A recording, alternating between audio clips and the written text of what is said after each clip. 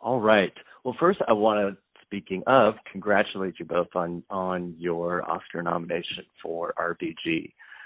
Tell me how you found out about your nomination. Well, we were at my home. This is Betsy. We were at my house in Manhattan having breakfast with our husbands. My husband cooked, and then we watched the TV. And, right. We were the fifth of five, so it was rather suspenseful and very exciting. That is we live in, this is Julie, we live in New York, so it's not like crazy early in the morning. It was a totally civilized, nerve-wracking breakfast and then TV watch. That's excellent. Yeah, that alphabetical game is it must be a little bit nerve-wracking. Yeah, it was. What was your first meetings with Ruth Bader Ginsburg like? Well, this is Betsy. Both Julie and I had interviewed her prior to this film for previous projects, like around 2009, 2011. And, that's when we learned about her full story as a women's rights litigator. Meeting with her is, frankly, a little intimidating. She may be small, but she's very powerful, and she's also a somewhat shy person. So sometimes, that can be that can just be a little scary. But as time went on, and we started filming the documentary and following her around the country and seeing her talking to various audiences, and then eventually we did, meet with her privately and ask her for access to some more personal moments, and we got to see what a very thoughtful and kind and sometimes funny woman she can be. How influential was the 2016 presidential election to the urgency of this film needing to get made? Well, this is Julie. Betsy and I actually embarked on this project in early 2015, so the election was not foremost on our mind and wasn't our impetus, but needless to say, as both the tenor of the polarized 2016 election unfolded and the ultimate result, our subject matter, and Justice Ginsburg herself, and the film about her, women's rights, kind of, the Constitution, the rule of law, every issue that was part of this film just started to feel more and more relevant. Absolutely. How difficult, or was it difficult, to get the film made? What was the development process like for you? This is Betsy. It took about a year and a half to first secure Justice Ginsburg's cooperation, and then to find producing partners to make it possible to film the documentary. And we were very lucky to partner with CNN Films. So it was about 18 months in development and about 18 months in shooting and editing. It was overall 3 years. Wow. What was the most surprising discovery that you had about RBG for each of you? This is Julie. The big surprise was really the human elements of her personality. This is the woman who has devoted her life to securing equal rights for women under the U.S. Constitution, a serious, a deeply serious endeavor, which she takes very seriously and has pursued with intellect, with determination, and, with sort of a very high purpose.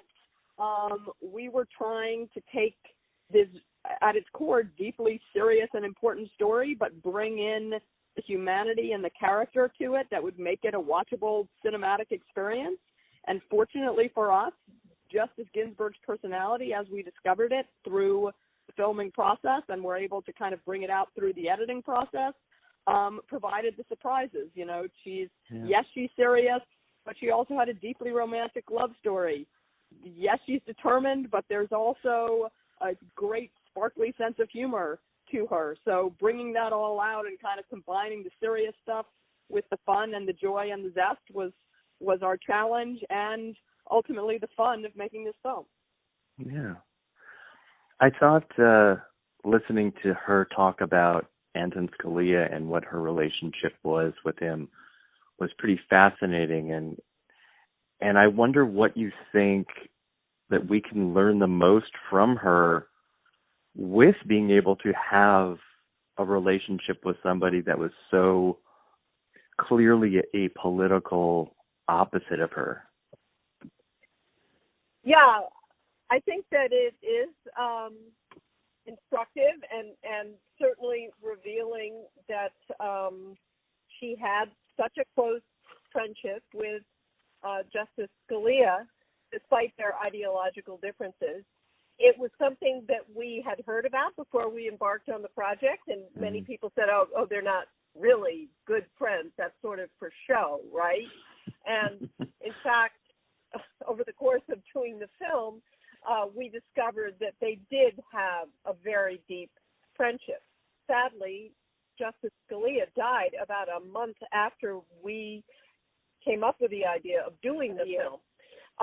Well, was it a year? Yeah. Yeah. Anyway, it was after we came up with the idea, but before we had started filming, and we were lucky though to be able to talk to his son and many other people who spoke about their relationship, and also to find video of their appearances together at various legal events and public talks, where you can see them really joking together and having fun, poking fun at each other, but in a respectful way. Two people who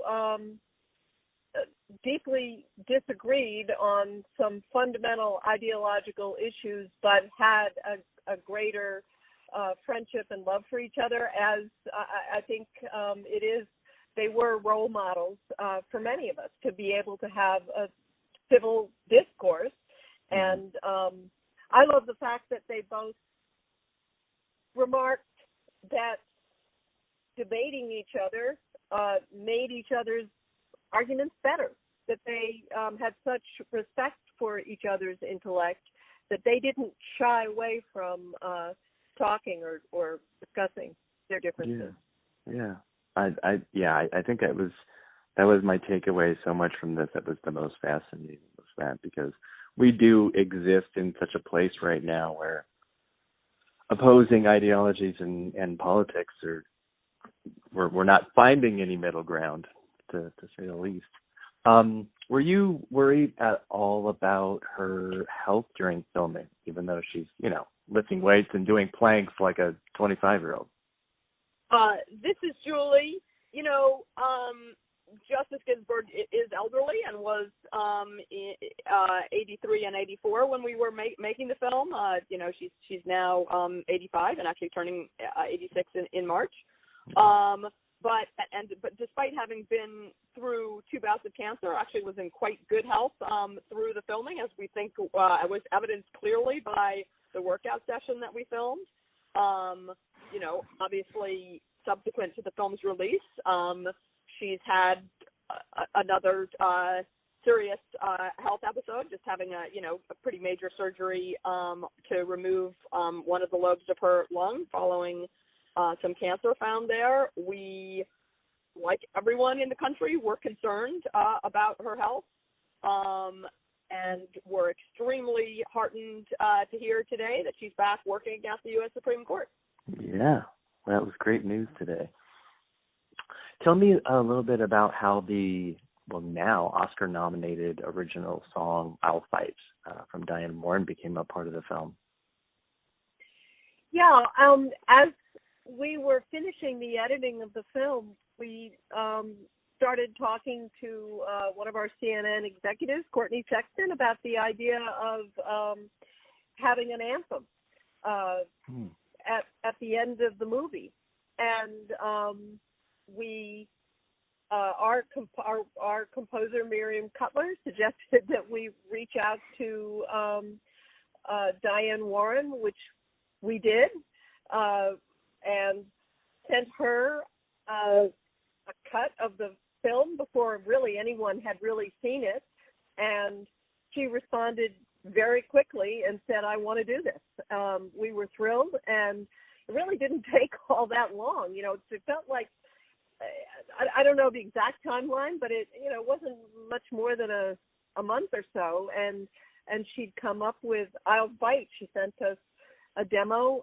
Her producer Bonnie Greenberg sent us a demo that was pretty great, and then everybody worked to get Jennifer Hudson engaged, and once again she listened to the song and said she wanted to sing it. So it came together really just after our debut at Sundance, but before our theatrical release in May of 2016. 2018. Yeah. Yes.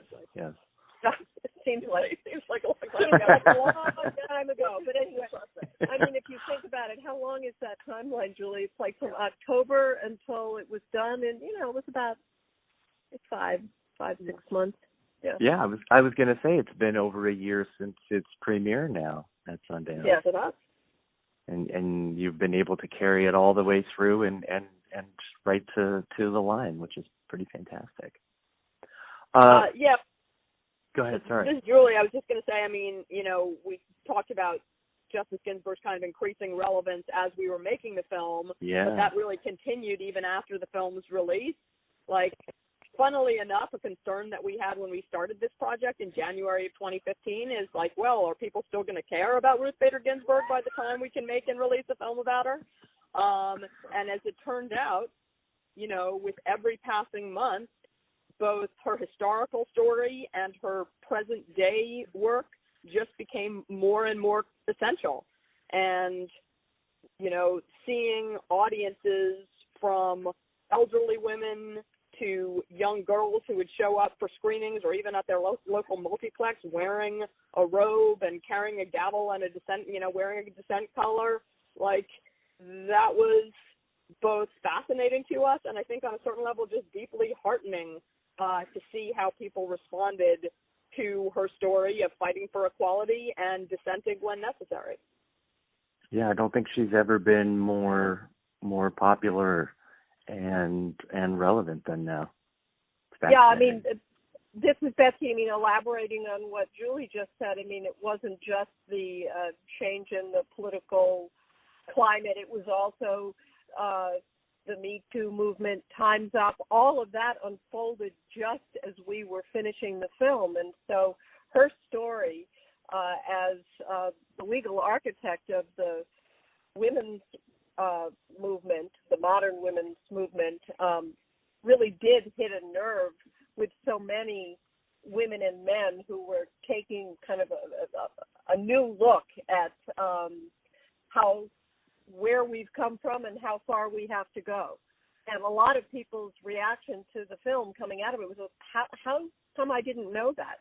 Why didn't I know this history? And it sort of highlighted the fact that there are huge parts of American history about women, about minorities, about other people that are just not being taught and being told. So it was very gratifying to have people thank us for telling them about her. Yeah, I hope it does inspire people to look at her highlights and victories for gender equality throughout her career and hopefully inspire them. This is Julie, absolutely, and we hope that it inspires, sort of the national interest in and filmmakers' commitment to telling more undertold stories of women, of color, of LGBTQ people, just, this whole treasure trove of stories that just haven't been told and explored deeply enough. which is, you know, sort of a shame in many senses, but also for storytellers a real opportunity to tell new stories that haven't been heard yet. Absolutely, and I would say that goes on both sides of the camera because your film has a very large female crew, from the editor and to composer and director of photography and producers, and it's a female-fronted and female-backed film, and that is incredible. Yeah, this is Betsy. You know, it was pretty deliberate on our part, and it worked out very well. We found so many talented women who played key roles in this film, and it seemed appropriate for a documentary about one of the most important women in our country. Yeah, absolutely. Well, I want to thank you both so much for chatting with me today, and I'm wishing you the very best of luck on the 24th. Thank you very much. Thank you, Eric. All right. Bye-bye.